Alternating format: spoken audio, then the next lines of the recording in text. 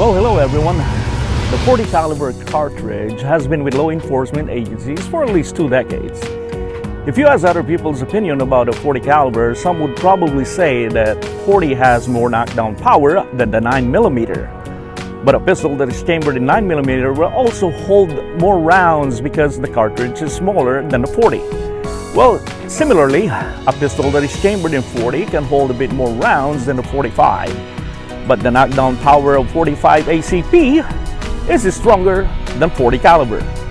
Decision making is a significant part of our life. Some people are displeased when they get stuck in between two things.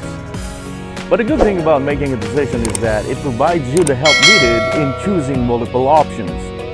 If you are one of those individuals who are planning to buy a .40 caliber pistol, you might want to stick around to see if the M&P 40 or Glock 22, which is also chambered in .40, is the right pistol for you. Now, let's sit down on the table and take a look at these two firearms.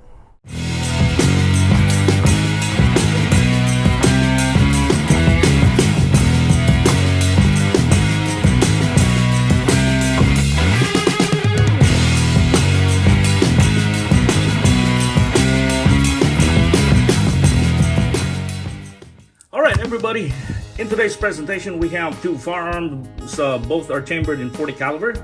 We have the Glock 22 chambered in .40, and also we have the M&P that is also chambered in .40 caliber ammo. We will be taking a look at the differences between the two pistols, and I will be bringing these two pistols in the gun range to test their reliability and accuracy, so stand by for that video. Before we go further, let us make sure that both guns are clear.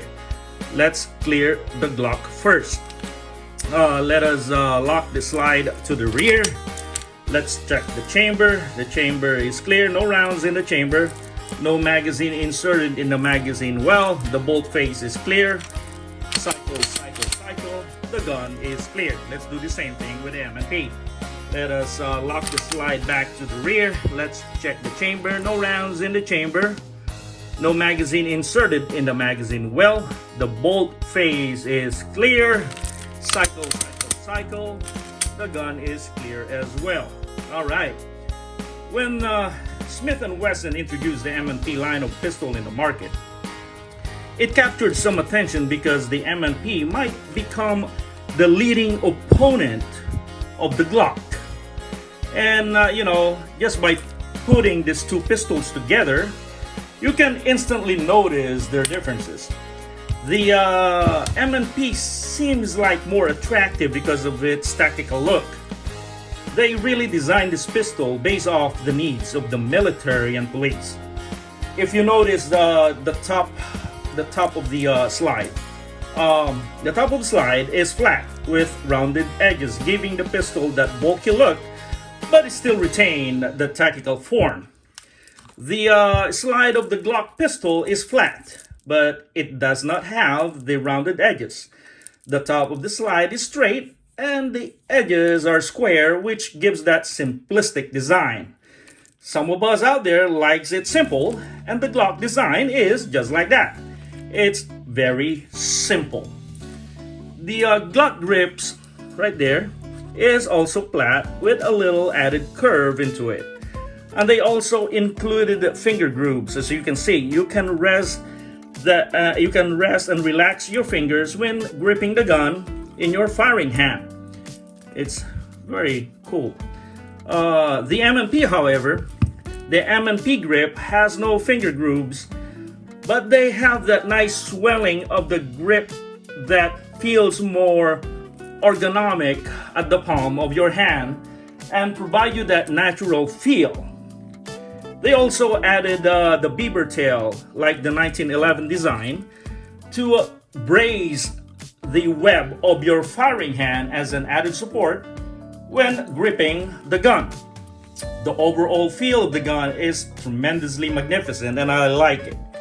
It just feels good in your hand. The fish scale serrations design on the slide of the M&P pistol is very aggressive, as you can see, which gives you that firm grasp when pulling the slide which also give that positive traction when you have a wet and sweaty hands. The Glock also have rear serrations on the slide, and you know, it looks like bunch of lines right down here in an angled position. Is it angled? No, it's not really, but straight. Yeah, it's angled a little bit to ensure that your hand will not slip when you are chambering around. Some people asked why Glock has 2 triggers. One thing that is superb about Glock pistol is the safe action design, meaning there are 3 safeties in this pistol. The trigger safety, which is right here, the one that you're seeing right now. We have also the firing pin safety, which is located inside the gun, and the drop safety, which is also located inside the gun. And Glock has the crisp and audible reset trigger, as opposed to the M&P. You will not have the kind of trigger design, although there is also a secondary trigger right down here, the secondary trigger safety mechanism that is not similar to the Glock trigger design. The trigger pull is around 5.5 pounds for the Glock and 6.5 pounds for the M&P. The M&P have a little bit heavier trigger pull, which is not too bad if you continue and train with yourself to adjust with the gun's trigger standard spec. I'm not discouraged or dismayed with the stock trigger that came with the M&P, but I also know that there is always an opportunity to improve. As far as the overall length, the Glock, let me see, let's put them all side by side. The Glock is about 7.95 inches right here, and the M&P is about 7.63 inches. So there is only a slight differences, but overall they are almost similar in length. Look at that.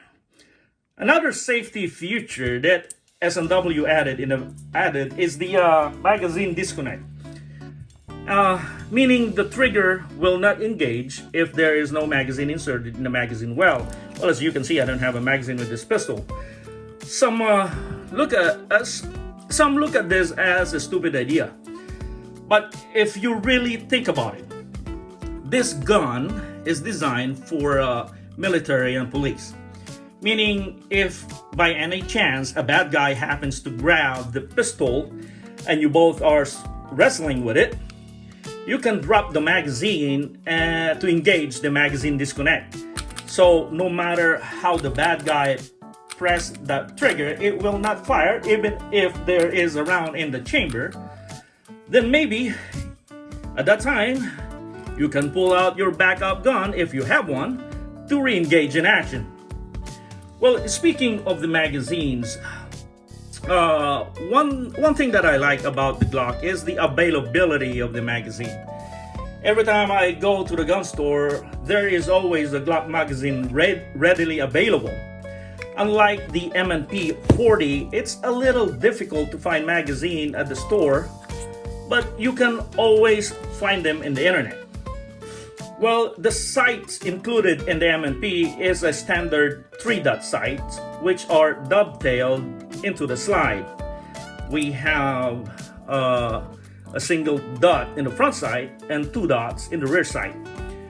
The Glock have the U-shaped rear sight, as you can see here, and also we have a dot in the front sight. Both are awesome sights, and look at that.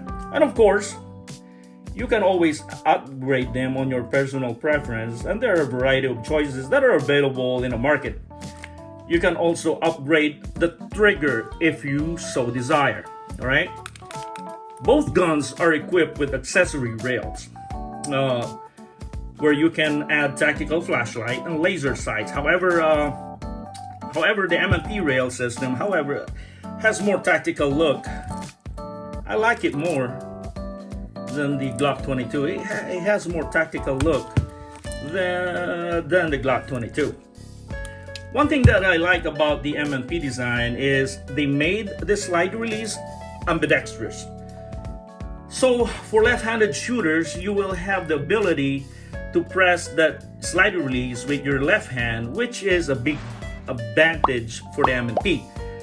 As you can see, we have one on this side and also one on the other side. In terms of weight, just by weighing them on my hand, it's like they both have similar weight, and of course this will change if you add accessories on these firearms. I would say that they are both relaxing to carry, whether outside or inside your waistband. They're not too heavy that will that will put a real good weight on your waist and would pull down your trousers. With regards to cost, the M&P suggested retail price is a bit less than the Glock, all right? But the difference is not too much, which means that both guns have a reasonable price for the budget. It is an awesome guns. Look at that.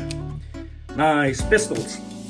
Well, folks, I hope that this video somewhat provided the information you needed to lighten up your decision if you are going for the Glock 22 or the M&P 40.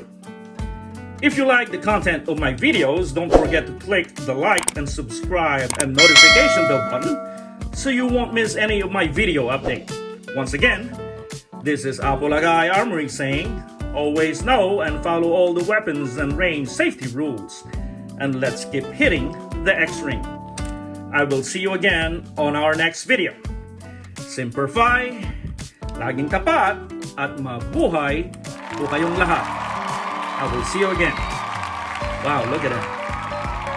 Awesome pistols, huh? I like them both.